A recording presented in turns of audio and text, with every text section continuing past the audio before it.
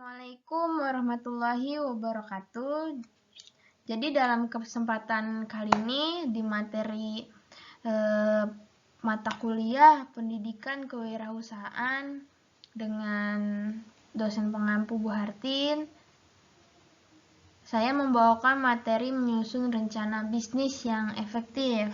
Mudah-mudahan efektif ya. Amin.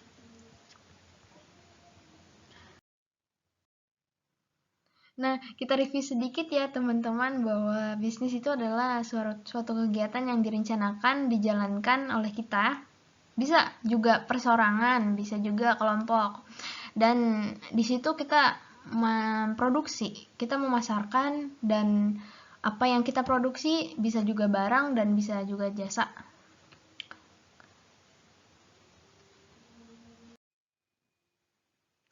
Nah, teman-teman, bahwa memulai suatu bisnis ternyata tidak semudah membalikan telapak tangan ya teman-teman. Kita perlu tahu aturannya, kemudian keuangan, sosial ekonomi dan budaya, pasar dan pemasaran, perilaku konsumen. Kalau misalnya menciptakan lembaga PAUD, kita perlu tahu ilmu berkomunikasi dengan orang tua, teknis dan teknologi. Kita nggak boleh gaptek sama dengan zaman sekarang. Kita harus tahu yang namanya Shopee, mengoperasikannya, kita pegang komputer, kemudian megang gadget, menggunakannya dengan baik ya. Sumber daya manusia dan organisasi, siapa saja yang terlibat dalam bisnis kita. Apakah kalau sendiri bisa, kalau kelompok kan kita melibatkan banyak orang, kita mengorganisasi, manajemen, mengelola karyawan-karyawan kita. Nanti ketika punya usaha, di situ kita harus pelajari benar-benar teman-teman. Dan ketika menjalani bisnis, tidak ada yang namanya menunda-nunda. Kita optimis bahwa usaha kita itu bakal maju dengan kita memperhatikan rencananya. Nah, rencananya seperti apa? Nah, next. Yang pertama, kita mau menciptakan bisnis. Contohnya saja adalah somai, membuat usaha makanan. Kita tahu bahwa makanan sulit sekali ya, tapi kita tahu bahwa makanan cepat sekali habis dibanding kita menjual produk-produk yang harus digunakan, karena kebutuhan primer manusia adalah sandang, papan, pangan ya, pangan yang utama, kita memerlukan makanan. Nah, itu adalah satu bagian kita mengenali bisnis yang akan dijalankan. Kemudian apalagi, kalau saya menjual somai, saya harus tahu bahan-bahan yang ada dalam somai, tepung, kemudian ikan, garam, bumbu-bumbu bawang putih, bawang merah. Di situ harus kenal banget, kita harus terjun, kita survei. Kalau misalnya belum memulai ya, teman-teman survei ke kerabat yang benar-benar tahu dan berpengalaman dalam menjual produk makanan. Yang kedua, udah tahu nih, ya sepakat, kita rancang namanya visi dan misi.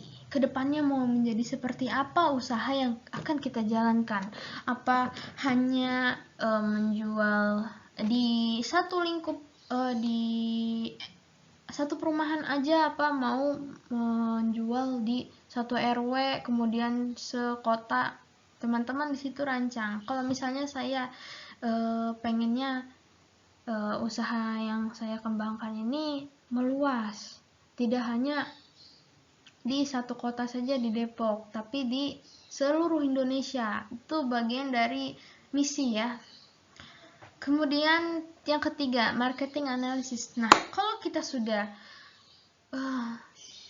punya impian-impian, kemudian kita analisa, oh ya, caranya gimana nih supaya usaha saya berjalan dengan lancar? kita analisa.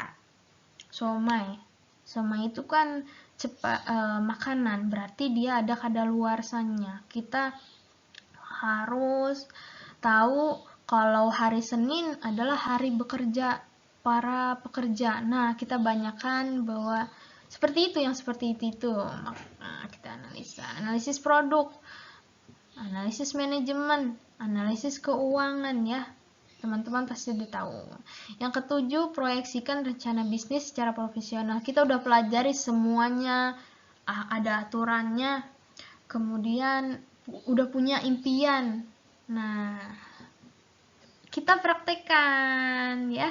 Kita praktekkan. Yang pertama adalah kita kalau sebagai pembisnis pemula, kalau saya pembisnis pemula ya, langsung saja membeli produknya,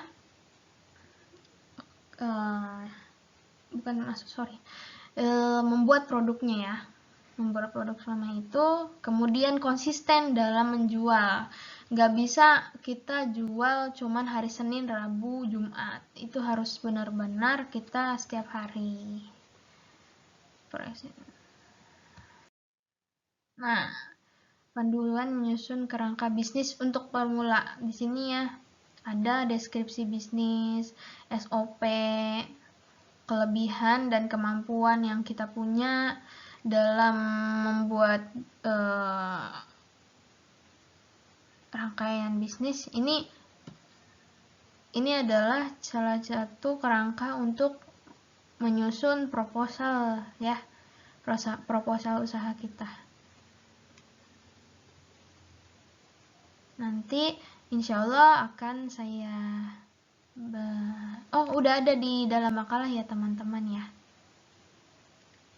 Mungkin itu saja ya teman-teman. Semoga dengan materi terakhir saya dapat menginspirasi teman-teman untuk memulai usaha bisnis. Yang penting kita harus optimis. Kita percaya kita udah tahu ilmunya, kita punya impian yang besar, kita harus laksanakan gitu.